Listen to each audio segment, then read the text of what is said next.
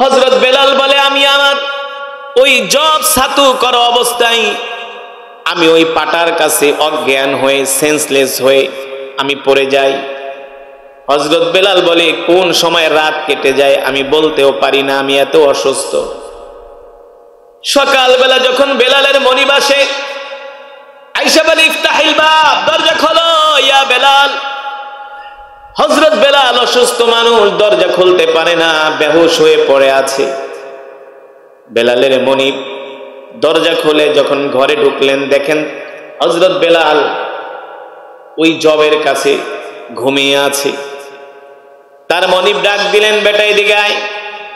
রাত্রবেলা আমি তোকে যেই কাজ করার জন্য নির্দেশ দিয়েছি, তুই আমার কাজগুলো কেন করস নাই? আজকে আমার বাড়িতে মেহমান আসবে, আমি মেহমানদেরকে কি খাওয়াবো? তুই কেন আমার জবগুলো ছাতু করে দিলি না?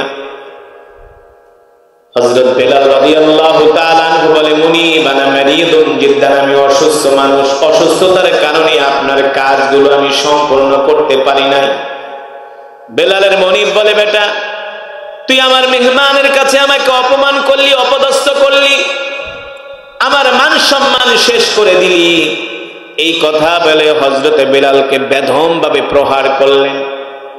হযরত বেলাল বলে, আমার মনিব আমার গালের মধ্যে থাপ্পড় মারতে শুরু করলেন।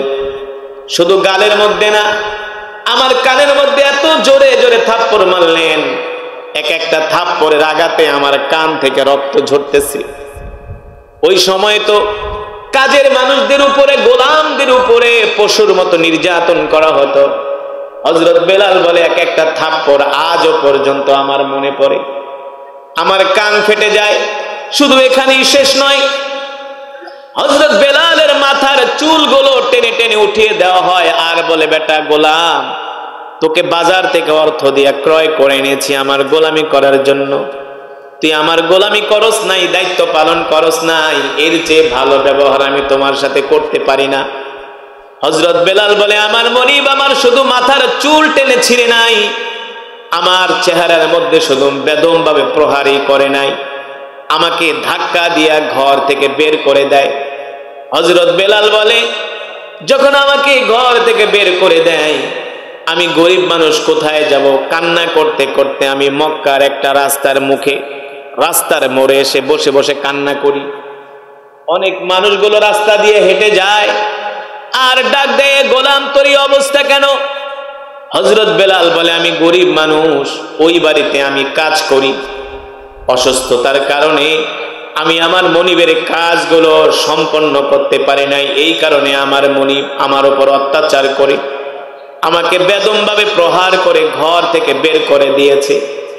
অনেক মানুষ হযরতে বেলালের দুঃখের কথাগুলো শুনে শুনে চলে যায়। হযরত বেলাল বলে, আনা আনা আতশানুন জিদ্দান, আমি এতটা পিপাসার্ত, ক্লান্ত, পরিশ্রান্ত, এতটা ক্ষুধার্ত, মক্কার কোনো মানুষ আমাকে একবেলা খাওয়ায়ও না, এক গ্লাস পানিও দেয় না। আমি গরিব হওয়ার কারণে কেউ আমাকে ধইরা বাড়িতেও নেয় না, কেউ বলে না বেটা আমার বাড়িতে আশ্রয় নে, আমার বাড়িতে থাক, আমার বাড়িতে একবেলা খা। হযরত বেলাল বলে, আমি 3 দিন পর্যন্ত এই রাস্তার মোড়ে বসে আছি, কেউ আমার দুঃখের কথাগুলো শুনে নাক ফিরিয়ে, কান ফিরিয়ে অন্যদিকে চলে যায়, পিঠ বাঁকা করে অন্যদিকে চলে যায়, শুধু আমার দুঃখগুলো শোনে, আমার দুঃখ মোচন করার জন্য কেউ চেষ্টা করে না, কেউ আমার কথা শুনতে চায় না, আমি গরিব হওয়ার কারণে। হযরত বেলাল বলে, আমি 3 দিন পর্যন্ত রাস্তার মোড়ে বসে বসে কান্না করতেছি, হঠাৎ করে দেখি একজন যুবক ওই রাস্তা দিয়ে হেঁটে যায়, একজন যুবক ওই রাস্তা দিয়ে হেঁটে যায়। হযরত বেলাল বলেন, আমি ওই যুবকের চেহারার দিকে তাকায়া আমি আমার নজর ফিরাইতে পারি নাই। সুবহানাল্লাহ বলেন। যুবকের চেহারা এত সুন্দর, এত মায়াবী চেহারা, আমি তাকে দেখার পরে মনে হয় আমি আমার জীবনের সব দুঃখগুলো ভুলে গেছি। আমার মনিব যে আমাকে মারছে, তার চেহারা দেখার পরে আমার এই মায়ের কথাও মনে নাই। আমার কাছে মনে হলো আমি আমার সব কষ্ট ভুলে গেছি, সব ব্যথা দূর হয়ে গেছে। আমি ওই যুবকের চেহারার দিকে তাকায় রইলাম, এত সুন্দর সুঠাম দেহের অধিকারী, এত সুন্দর চেহারার মানুষ আমি আজ পর্যন্ত কোনোদিন মক্কায় দেখি না। ওই যুবক এসে আমার নাম জিজ্ঞেস করলো, আমি আমার নাম বললাম। জিজ্ঞেস করলো মিন আইনা জিতা, কোত্থেকে এসছো? বলে আমি জিতু মিন ইথিওপিয়া, আমি ইথিওপিয়া থেকে আসছি, আমি কোনো মক্কার মানুষ না, আমি একটা গরিব মানুষ, কালো মানুষ। ওই যুবক ডাক দিয়া বলে তাহলে তুমি এখানে কেন? বলে শোনেন, কত মানুষ আসে আমার দুঃখগুলো শুনে, কেউ আমাকে উপকার করে না, সবাই আমার দুঃখগুলো শুনে চলে যায়, আপনার কাছে বইলাই লাভ কি? তখন ওই সুন্দর চেহারার যুবকের মানুষ বলে বলো তুমি তোমার দুঃখগুলো, এবার বলো তুমি তোমার দুঃখগুলো। হযরত বেলাল বলে আমি আমার মনের সব দুঃখগুলো বলতে লাগলাম। তখন দুঃখ বলতে বলতে হযরত বেলালের চোখ দিয়া পানি চলে আসলো। তখন ওই সুন্দর চেহারার যুবক তার মাথায় হাত বুলাইয়া দিলেন, বলল কষ্ট পেও না, কান্না করো না, কষ্ট পেও না, কান্না করো না। এই কথা বলে ওই সুন্দর চেহারার যুবকের মানুষও পিঠ ঘুরিয়ে বাড়ির দিকে রওনা শুরু করলো। বেলাল ডাক দিছে, আপনিও তো আরো 10 জন মানুষের মতো, সব মানুষগুলো আমার দুঃখ শুনলো, কেউ আমার মুখে খাবার তুলে দিল না, সবাই শুধু আমাকে সান্ত্বনার বাণী শোনায়, কেউ আমার কোনো উপকার করলো না, আপনিও তো সেই 10 জন মানুষের মতোই।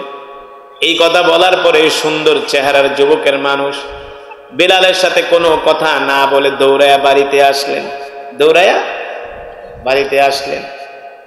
তিনি আর কেউ নন, তিনি আর কেউ নন, আল্লাহ তাআলা কোরআনুল কারীমের মধ্যে বলছেন ওয়ামা আরসালনাকা ইল্লা রাহমাতাল লিল আলামিন। আল্লাহু আকবার। তিনি হলেন কলিজার টুকরা বিশ্ব নবী, রাহমাতুল লিল আলামিন।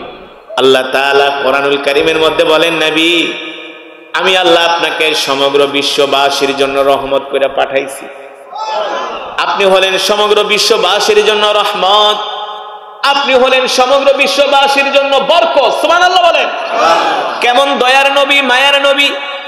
আল্লাহ তাআলা কোরআনুল কারীমের মধ্যে বলেন লাকাদ জাআকুম রাসূলুম মিন আনফুসিকুম আজিজুন আলাইহি মা আনিতুম হারিসুন আলাইকুম বিল মুমিনিনা রাউফুর রহিম। আল্লাহ তাআলা বলেন এ দুনিয়ার মানুষ, আমি আল্লাহ তোমাদের মধ্য থেকে তোমাদের জন্য এমন একজন নবী পাঠাইছি, যে নবী কিনা তার জীবনের চেয়ে তোমাদেরকে ভালোবাসে, যে নবী কিনা তার সন্তানের চেয়েও তোমাদেরকে ভালোবাসে, যে নবী কিনা তার স্ত্রীর চেয়েও তোমাদেরকে ভালোবাসে। আল্লাহর নবী তার সন্তানদের চেয়েও আমাদেরকে ভালোবাসেন, তার স্ত্রীদের চেয়েও আমাদেরকে ভালোবাসেন। নবী যে আমাদেরকে এত ভালোবাসে তোমরা তো জানোই না। তোমাদের পড়ালেখার মধ্যেও রসুলের জীবনী নাই, আছে রবীন্দ্রনাথের জীবনী, আছে অমক চট্টোপাধ্যায়, অমক বন্দ্যোপাধ্যায়, অমক চ্যাটার্জি, ব্যানার্জি, গোড়ার ডিমের জি। হ্যাঁ, রসুলের জীবনী তো নাই। স্কুল কলেজে রসুলের জীবনী পড়ানো হয় না, ইউনিভার্সিটিতে রসুলের জীবনী পড়ানো হয় না, তারা জানবে কোত্থেকে?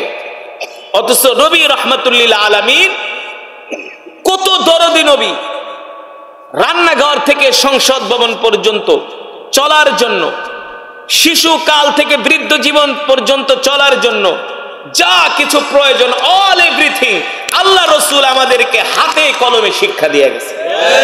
দেন নাই? কিভাবে ভাত খাবেন আল্লাহ রসুল শিখিয়েছেন কিনা? হ্যাঁ, কিভাবে আপনি ভাতটা নিবেন, কতটুকুন খাবেন। আজকে সেই 1450 বছর আগে আল্লাহ রসুল যেই কথাগুলো বলেছেন, বর্তমান আধুনিক বিজ্ঞান, বর্তমান সায়েন্স আল্লাহ রসুলের কথা মানতে বাধ্য। ঠিক কিনা বলেন? বর্তমানের ডাক্তাররা আল্লাহ রসুল 1450 বছর আগে বলে গেছে, উম্মত পেটের 3 ভাগ ভরবা, 1 ভাগ খালি রাখবা। ঠিক কিনা বলেন? 3 ভাগ খাবা, 1 ভাগ খালি রাখবা। বর্তমানে যারা পেটের অসুখে ভোগে, পেটের পীড়ায় ভোগে, ডাক্তারের কাছে গেলেই বলে 3 ভাগ ভরবেন, 1 ভাগ খালি রাখবেন। আল্লাহ রসুল একটা খাবার খেতেন 40 বার চিবাইতে বলছেন। কয়বার? ডাক্তারের কাছে গেলে এটাই বলে যে চিবিয়ে চিবিয়ে খাবার খাবেন। আল্লাহ রসুল 1450 বছর আগে আমাদেরকে শিখায় গেছে চিবিয়ে চিবিয়ে খাবার খাবেন। আল্লাহ রসুল আমাদেরকে শিখিয়ে গিয়েছেন কিভাবে আমরা রাস্তা দিয়ে হাঁটবো। ডান পাশ দিয়ে হাঁটবো নাকি বাম পাশ দিয়ে হাঁটবো? জোরে বলুন। এই যে আপনাদের পাশে বিশ্ব রোড, আপনি যদি বাম পাশ দিয়ে হাঁটেন দেখবেন অটো আইসা আপনার পাছার মধ্যে মাইরা দিছে। খাস বাংলায় বললাম, যদি আপনি বাম পাশ দিয়ে হাঁটেন অটো রিক্সা আইসা দিছে আপনার মাইরা। ঠিক কিনা বলুন? আল্লাহ রসুল বলেছে উম্মত রাস্তা দিয়ে যখন হাঁটবে কোন পাশ দিয়ে? হাঁটার সময় ডান পাশ দিয়ে হাঁটবে, তাহলে কোনো গাড়ি ঘোড়া কোনো মানুষ আসলে তোমার নজরের মধ্যে আসবে। ঠিক কিনা বলুন? আল্লাহ রসুল আমাদেরকে শিখায় গেছেন কিভাবে বাথরুমে যেতে হবে। শিখান নাই? শিখান নাই? আল্লাহ রসুল আমাদেরকে শিখিয়ে গেছেন কিভাবে বাথরুমে বসতে হবে। আল্লাহ রসুল বিশ্বনবী রহমাতুল্লিল আলামিন আমাদেরকে শিখিয়ে গেছেন কিভাবে আমরা ওযু করব, কিভাবে আমরা গোসল করব। শিখিয়েছেন কিনা? আল্লাহ রসুল আমাদেরকে শিখিয়েছেন কিভাবে চুল কাটবো, কিভাবে মিসওয়াক করব, কিভাবে আমরা পরিষ্কার পরিচ্ছন্নতা অর্জন করব। সব বিশ্বনবী আমাদেরকে শিখায় গেছেন। ঠিক কিনা বলেন? আল্লাহ রাব্বুল আলামিন সে কথাই কোরআনুল কারীমের মধ্যে বলছেন, ওয়ামা আরসালনাকা ইল্লা রাহমাতাল লিল আলামিন। নবী আপনি সমগ্র বিশ্ববাসীর জন্য রহমত, সমগ্র বিশ্ববাসীর জন্য বরকত। এই দয়ার নবী, মায়ার নবী বাড়িতে গেলেন, ওই যে বেলাল বললেন আপনিও তো আরো 10 জনের মতো আমার দুঃখ শুনা চলে গেলেন, আমার সাথে কোনো কথা বললেন না, সান্ত্বনাও দিলেন না। আল্লাহ রসুল মনে মনে ভাবেন ওকে এখন সান্ত্বনা দেওয়ার চেয়ে আগে ওর মুখে খাবার দিতে হবে। কথা বলেন? সে তো 3 দিনের ক্ষুধার্ত, সে তো 3 দিনের ক্ষুধার্ত। আল্লাহর নবী বিশ্বনবী রাহমাতুল্লিল আলামিন বাড়িতে গেলেন। আম্মা জান আয়েশা রাদিয়াল্লাহু তাআলা আনহাকে ডাকলেন, আয়েশা ঘরে কোনো খাবার দাবার আছে কিনা? আম্মা জান আয়েশা রাদিয়াল্লাহু তাআলা আনহা বলেন, আল্লাহ রাসূল ঘরে কোনো তেমন খাবার দাবার নাই। আম্মা জান ভেবেছিলেন আল্লাহর নবী ক্ষুধার্ত, বসে না, বিমানে শুয়ে আছি, অনেকগুলো সিট ফাঁকা, তো চিন্তা করলাম বসে থাকুম কেন, শুয়েই থাকি। তো 3 সিটের একেবারে দখল করে শুয়া শুয়া দেখি বিমানটা পুরা বরিশালের লঞ্চের মতো চলতেছে, একটু কাঁপেও না, কোনো রুলিং নাই, স্মুথলি বিমান চলতেছে, তাও ঘন্টায় 1200 কিলোমিটার। কত? 1200 কিলোমিটার একটা বিমান আসমান দিয়ে উড়ে, তাও 30,000 ফিট উপরে। কত হাজার ফিট? বিমান একটু কাইতে হয় না, চিত হয় না, কোনো একটু ঝাঁকিও খায় না, বিমানের ভিতরে মনে হয় লঞ্চে শুয়ে আছে। তো শুয়ে শুয়ে চিন্তা করতেছি, রব এত বড় আসমান বানাইলেন, একটাও খুঁটি নাই। কি নাই? খুঁটি নাই। তো আসমান বানাইলেন, খুঁটি নাই। যদি আল্লাহ এই আসমানের ভিতরে খুঁটি দিত, পিলার দিত, যেমন যখন পদ্মা সেতু কাজ শুরু হয়েছিল, যখন পিলারগুলো বানিয়েছিল, আর্কিটেক্ট ইঞ্জিনিয়াররা বলছিল যে সাময়িক সময়ের জন্য ফেরিগুলো যাতে পিলারের কাজ দিয়ে না যায়, অন্য দিক দিয়ে যাওয়ার জন্য নির্দেশনা দিয়েছিল। তো ফেরি অন্যদিকে ঘুরে যেত, পিলারের কাছে যেত না, কারণ মাঝে মাঝে ফেরি যায় পিলারের সাথে বাড়ি খেত। বুঝলেন না? তো আল্লাহ তাআলা যদি এই আসমানের ভিতরে খুঁটি দিত, এই আসমানের নিচ দিয়া কোনো বিমান চলতে পারত? আসমানের খুঁটির সাথে সংঘর্ষ হতো, বিমান ক্র্যাশ করত। সুবহানাল্লাহ বলেন। আরে যানবাহন, বাস, ট্রেনে, প্রাইভেট কারে আর কত মানুষ চলাচল করে। পরিসংখ্যানে আসছে এই পৃথিবীতে প্রায় 500 কোটি মানুষ বিমানে যাতায়াত করে সারা পৃথিবীতে।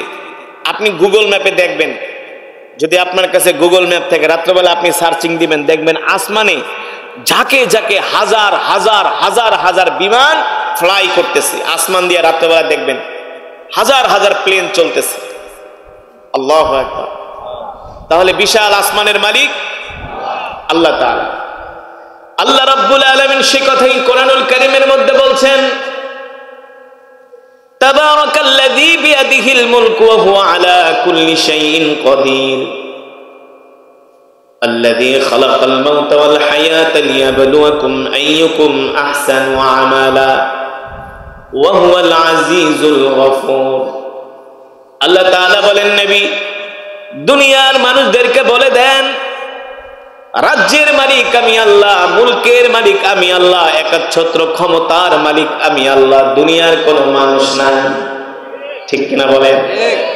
আমার জমিন, আমার আসমান, আমি আল্লাহ অক্সিজেন দিয়া দুনিয়ার মানুষদেরকে পালি। আর আমার জমিনের মধ্যে দুনিয়ার মানুষগুলো বসবাস করে, আমার অক্সিজেন, আমার দেওয়া রিজিক গ্রহণ করে, তারা আমার হুকুম, আমার বিধান মানে না। আপনি তাদেরকে সতর্ক করে দেন, আফাহাসিবতুম আন্নামা খালাকনাকুম আবাসা ওয়া আন্নাকুম ইলাইনা লা তুরজাউন। আল্লাহ রাব্বুল আলামিন বলেন, নবী তারা কি ধারণা করেছে আমি আল্লাহ তাদেরকে দুনিয়াতে এমনি এমনি সৃষ্টি করেছি? আল্লাহ তাআলা বলে, না না না, আমি আল্লাহ তাদেরকে দুনিয়াতে এমনি এমনি সৃষ্টি করি নাই। এই দুনিয়াতে আমি আল্লাহ মানুষদেরকে সৃষ্টি করেছি একমাত্র আমার ইবাদত করার জন্য। ঠিক কিনা? কার ইবাদত? আল্লাহ তাআলার ইবাদত করার জন্য আল্লাহ তাআলা আমাদেরকে সৃষ্টি করেছেন। এখন কি দুনিয়ার মানুষগুলো আল্লাহর ইবাদত করে নাকি শয়তানের গোলামি করে? হ্যাঁ, সমাজের কত পার্সেন্ট মানুষ নামাজ পড়ে? কত পার্সেন্ট? 100-র ভিতরে 3% মানুষও নামাজ, 100-র মধ্যে 3% মানুষও নামাজ পড়ে না। শতকরা 100-র মধ্যে 3% মানুষও নামাজ পড়ে না, আল্লাহ তাআলার হুকুম মানে না, আল্লাহ তাআলার বিধান মানে না। আল্লাহ তাআলা বলেন, তোমরা কি মনে করেছো আমি আল্লাহ তোমাদেরকে দুনিয়াতে এমনি এমনি পাঠাইছি? আল্লাহ তাআলা বলে, না না না, আমি আল্লাহ তোমাদেরকে দুনিয়াতে এমনি এমনি পাঠাই নাই। আমি আল্লাহ তোমাদেরকে দুনিয়াতে পাঠিয়েছি আমার গোলামি করার জন্য। আমার গোলামি না করে, আমার হুকুম, আমার বিধান না মেনে যদি তোমরা কবরে আসো, আর আমার কাছে তোমাদেরকে আসতেই হবে, প্রত্যাবর্তন করতেই হবে। ঠিক কিনা বলেন? তখন আমি আল্লাহ তোমাদের থেকে কড়ায় গন্ডায় হিসাব নিব, কড়ায় গন্ডায় হিসাব নিব। এই কারণে মুসলমান, এই দুনিয়ার জমিনে যদি কোনো যুবক বলে আমি মুমিন হতে চাই, আমি আল্লাহ তাআলার প্রিয় হতে চাই, আল্লাহ তাআলার রহমত পেতে চাই, এই পৃথিবীর জমিনে একমাত্র আল্লাহ রসুলকে ভালোবাসা না ছাড়া মুমিন হওয়া যাবে না।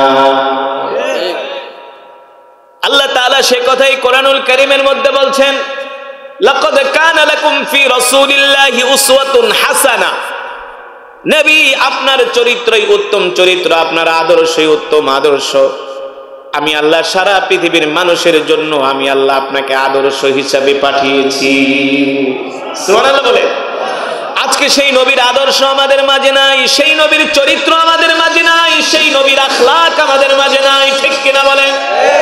অথচ আল্লাহ তাআলা কোরআনুল কারীমের মধ্যে বলছেন, কুল ইন কুনতুম তুহিব্বুনাল্লাহ ফাত্তাবিউনি ইউহিব্বুকুমুল্লাহ ওয়া ইয়াগফির লাকুম যুনুবাকুম ওয়াল্লাহু গফুরুর রহিম। আল্লাহ রাব্বুল আলামিন বলেন, এ দুনিয়ার মানুষ, তোমরা যদি আল্লাহ তাআলাকে পেতে চাও, আল্লাহ তাআলার নৈকট্য অর্জন করতে চাও, তাহলে সর্বপ্রথম তোমরা তোমাদের নবীকে ভালোবাসো। তোমরা তোমাদের নবীকে ভালোবাসো, তার আদর্শ গ্রহণ করো, তার চরিত্র গ্রহণ করো। ঠিক কিনা বলেন? নবীর আদর্শ কি আমাদের মাঝে আছে? নবীর আদর্শ আজকে যুবকদের মাঝে নাই, নবীর আদর্শ আজকে বৃদ্ধদের মাঝে নাই। কারণ আজকে যুবকদেরকে মসজিদে পাওয়া যায় না, বৃদ্ধদেরকে পাওয়া যায় চায়ের দোকানে বৈশা। 60 বছর হয়ে গেছে, এখনো বাংলা সিনেমা দেখে না। আর সমাজে এমন কিছু যুবক আছে, তাদের চেহারার দিকে তাকাইলে মনে হয় না তারা মুসলমানের সন্তান। ঠিক কিনা বলেন? নবীজির কোনো আখলাকি আমাদের মাঝে নাই, আল্লাহ রসুল রাসূল সাল্লাল্লাহু আলাইহি ওয়াসাল্লাম 63 বছর জিন্দেগিতে কোনোদিন কোনো মানুষের মনে কষ্ট দেয় নাই। কাফের তো দূরের কথা, আল্লাহর নবী কোনো মানুষের মনে কষ্ট দেয় নাই, অমুসলিমের মনেও কষ্ট দেয় নাই। ঠিক কিনা? তিনি ছিলেন পরোপকারী, তিনি ছিলেন গরিবের বন্ধু, তিনি ছিলেন দরিদ্রদের বন্ধু, তিনি ছিলেন এতিমদের বাবা। ঠিক কিনা বলেন? আল্লাহ রসুলের আদর্শ আমাদের মাঝে নাই, আল্লাহ রসুলের চরিত্র আমাদের মাঝে নাই। এই পৃথিবীর জমিনে আমরা যতই নেতার আদর্শ গ্রহণ করি না কেন, যতই গণতন্ত্র, রাজতন্ত্র, সমাজতন্ত্র প্রতিষ্ঠা করতে চাই না কেন, আমরা আমাদের দেশ সমাজকে যতই শান্তির দেশ বানাইতে চাই না কেন, এই পৃথিবীর কোনো মানুষের আদর্শ দ্বারা শান্তি প্রতিষ্ঠা হতে পারে না, একমাত্র আল্লাহ রসুলের আদর্শ ছাড়া। কেমন ছিলেন তিনি দরদী নবী, কেমন ছিল তার আদর্শ, তিনি গরিবদের কেমন ভালোবাসতেন, অসহায়দের কেমন ভালোবাসতেন। আজকে যদি সত্যিকার অর্থে আল্লাহ রসুলের আদর্শ আমাদের মাঝে থাকতো, আমাদের সমাজে থাকতো, তাহলে কখনো 10 টাকা 5 টাকার জন্য রিক্সাওয়ালা ভাইকে থাপ্পড় খেতে হতো না। হতো? 10 টাকা 5 টাকা ভাড়ার জন্য অনেক সময় রিক্সাওয়ালা ভাইকে থাপ্পড় মারে। আছে কি আছে না? জুতা চুরি করার দায়ে জুতা চোরকে পিটায় হাড্ডি ভেঙে দেয়। অথচ crore crore million million dollar যারা চুরি করে তারা এসি রুমের মধ্যে বসে আরাম করতেছে। কথা বলে। অথচ বেচারা গরিব মানুষ দারিদ্রতার কারণে, অভাবের কারণে, কষ্টে পড়া উপায় না দেখা জুতা চুরি করে। ঠিক কিনা বলে? আর যেই বড় বড় চোরেরা মহাসড়কের আলকাতরা গুলা বিক্রি করে খায়, মহাসড়কের পিচ ঢালাই 6 মাস না গেলে ফাইটা যায়। ঠিক কিনা বলে? ওই চোরেরা কিন্তু বহল তবিয়াতে এসি রুমের মধ্যে বৈশা হারাম বক্ষণ করতেছে, তাদের কোনো বিচার না। অথচ আল্লাহ নবী কেমন ছিলেন? গরিবের বন্ধু, দরিদ্রদেরকে আল্লাহ রসুল কেমন করে ভালোবাসতেন। আল্লাহ রসুলের সাহাবী নাম হলো হযরতে বেলাল রাদিয়াল্লাহু তাআলা। সিরাত ইবনে কাসিরের মধ্যে আসছে সাহাবী হযরত বেলালের নাম শুনছেন? হ্যাঁ, আল্লাহু আকবার। হযরত বেলাল রাদিয়াল্লাহু তাআলা আনহু তিনি কোনো মক্কার মানুষ ছিলেন না, মদিনার মানুষ ছিলেন না, আরবের মানুষ ছিলেন না। হযরত বেলাল রাদিয়াল্লাহু তাআলা আনহুর বাড়ি হলো ইথিওপিয়ায়। কোথায়? ইথিওপিয়া। ইথিওপিয়ার মানুষগুলো একটু কালো টাইপের হয়। কি টাইপের? ইথিওপিয়ার মানুষগুলো একটু নিগ্রো টাইপের হয়। হযরত বেলাল ছিলেন কালো মানুষ, যাকে বলা হতো হাবশি বেলাল, কালো বেলাল। কিন্তু হযরত বেলাল কালো হলে কি হবে? আল্লাহু আকবার। হযরতের বেলালের অন্তরে ঈমান ছিল ভরপুর। ঠিক কিনা বলেন? কেমন ছিল বেলাল রাদিয়াল্লাহু তাআলা আনহু? বেলাল হলো একজন গোলামের সন্তান। ইথিওপিয়া থেকে তাকে মক্কা এনে কাফেরদের কাছে তাকে গোলাম হিসেবে বিক্রি করে দেয়। হযরত বেলাল এক ইহুদির বাড়িতে গোলামি করে, গোলাম হিসাবে কাজ করে। বেলালের যিনি মালিক ছিলেন, মনিব ছিলেন, ওই ইহুদি ছিলেন রুক্ষ মেজাজের মানুষ, বদ স্বভাবের মানুষ। বেলাল এখনো কালেমা পড়ে মুসলমান হয় নাই। আল্লাহ রসুলের দেখাও হযরত বেলাল এখনো পায় নাই। আল্লাহ রসুলের দেখাও বেলাল এখনো পায়নি, কালেমা পড়ে মুসলমান হয় নাই। মুসলমান হওয়ার পূর্বের ঘটনা। হযরত বেলাল ইহুদির বাড়িতে গোলামি করে, ইহুদির বাড়িতে কাজ করে। একদিন বেলালের মনিব বেলালকে ডাক দিচ্ছে, তাআলা ইয়া বেলাল, এদিকে আসো, আমার এই পাত্রটা হাতে নাও। এই পাত্রের মধ্যে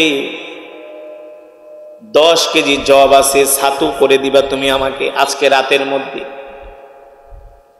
বেলাল বলল, আনা মারিয়ুদুন জিদ্দান, আমি খুব অসুস্থ মানুষ। বেলালের মনিব বলল, তুমি অসুস্থ না সুস্থ এটা আমার দেখার বিষয় না, কারণ আরব তো ছিল জাহিলিয়াতের যুগ, অন্ধকারের যুগ। সেখানে গরিবের উপরে, দরিদ্র মানুষের উপরে, অক্ষমদের উপরে সক্ষমেরা, দুর্বলের উপরে সবলেরা জুলুম করত। বুঝেন নাই? আইয়ামে জাহিলিয়াতের যুগ, অন্ধকারের যুগ। বেলালের মনিব বলে, বেটা তুই আমার গোলাম, তুই সুস্থ না অসুস্থ এটা আমার দেখার বিষয় না, আমি তোকে যেই নির্দেশ দিয়েছি তুই আমার নির্দেশ পালন করবি। হযরত বেলাল বলে, আমার মনিব আমাকে 10 কেজি জব দিয়ে যায় ছাতু করার জন্য। আমার শরীরে প্রচন্ড জ্বর, প্রচন্ড অসুস্থতা, এই শরীর নিয়ে কখনো লোহার পাটা ঘোরানো সম্ভব না, পাথরের পাটা ঘোরানো সম্ভব না।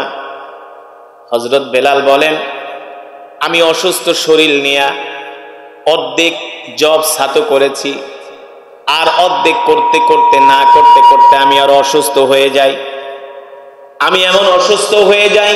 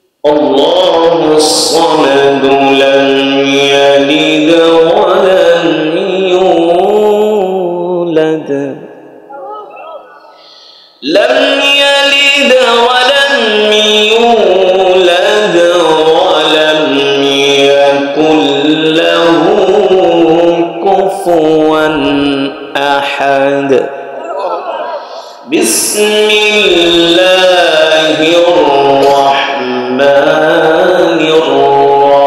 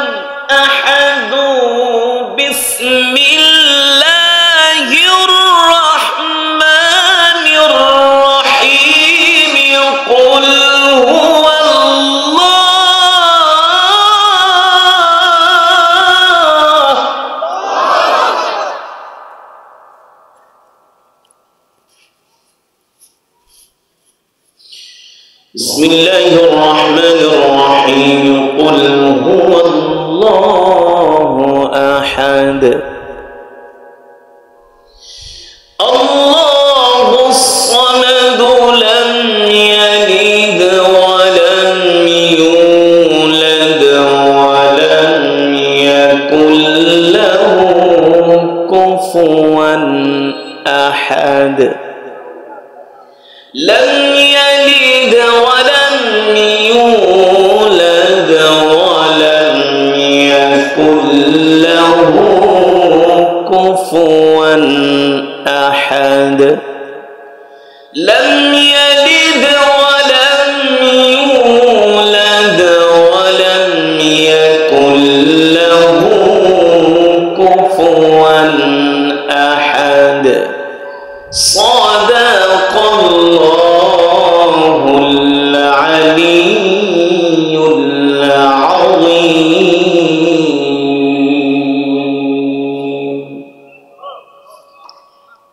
আমরা সকলেই বলি আলহামদুলিল্লাহ আলহামদুলিল্লাহ আর ঈমানি আওয়াজ দিয়ে পড়ি আলহামদুলিল্লাহ আলহামদুলিল্লাহ